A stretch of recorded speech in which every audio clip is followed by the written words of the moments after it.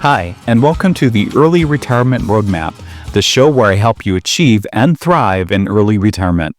I'm Mike, early retiree at age 55 last year, and today we're talking about something that can quietly but significantly impact your retirement plan, and it's something that doesn't seem as being talked about enough in retirement planning.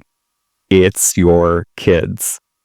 Here's a stat that might surprise you that was reported this March on CNBC.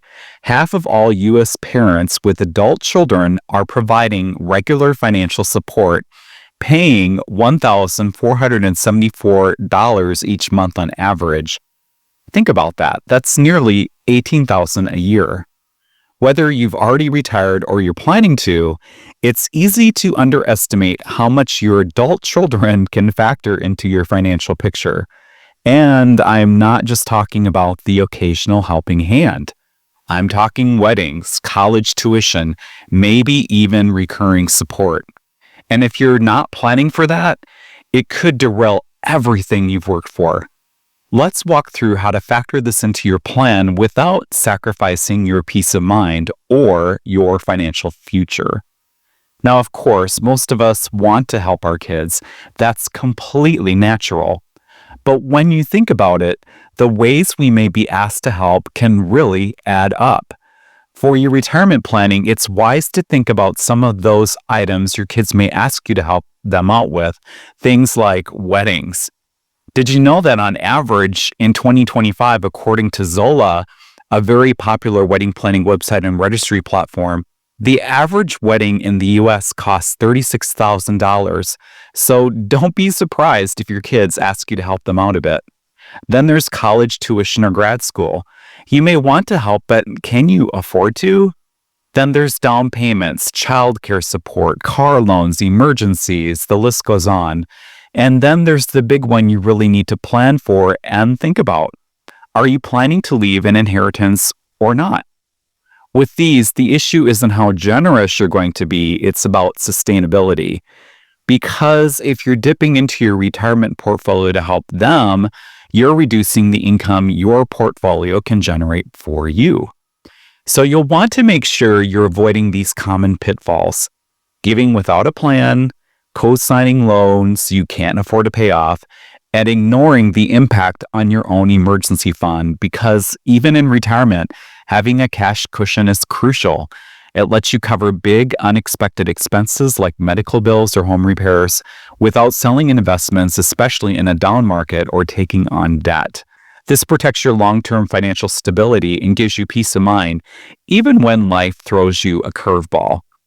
And keep in mind, when you're fully retired and funding your retirement from your investments, every dollar you give away is a dollar that's no longer compounding, and you're balancing tax brackets, long-term planning and ACA subsidies if you've retired early, and most importantly, it's much harder to make money back if you help your children out too much simply because you're not working, and you're not in your 30s or 40s anymore where a financial hit you have more time and a job to help you recover.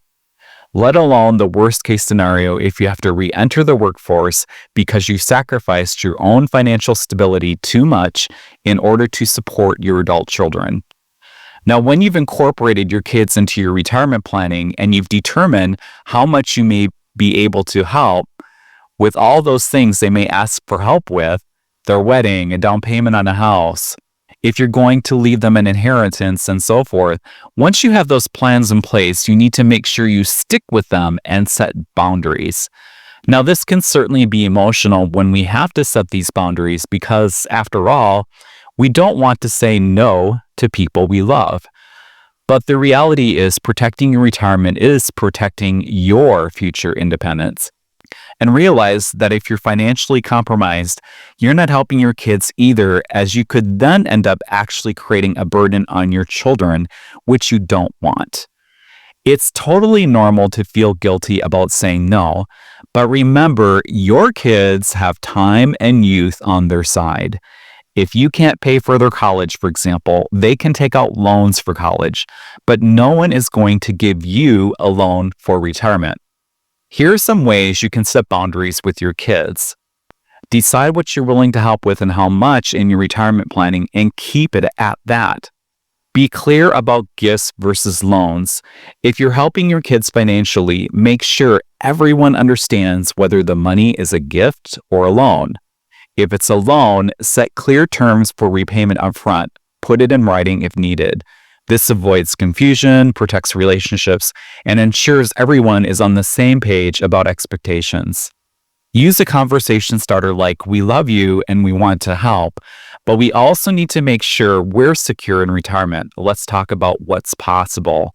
And feel free to say something like, "We've budgeted $5,000 to help. Beyond that, we can't do more." And no, this is not about being stingy. Absolutely not. It's about ensuring you can keep living the life you worked for. Let's talk about how to work this into your retirement plan realistically. Add a family support line item in your budget. If you want to help, plan for it. Consider how gifting affects ACA subsidies. For early retirees using a marketplace plan, withdrawals can push your MAGI up and reduce your subsidy. Update your estate plan. Decide whether you'd rather give during life or leave an inheritance or both, and how much. Be ready to say no with love. Say something like, "We've planned carefully to make our retirement work." That means we have to stick to the limits we've set. Always remember that setting boundaries isn't just about protecting your finances. It's about modeling healthy habits for your kids too. And by planning ahead, you're giving your family the gift of stability and peace of mind.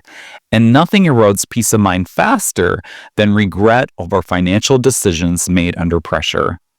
If you've had to set boundaries with adult kids or struggled with that, I'd love to hear how you handled it. Drop a comment and let's learn from each other.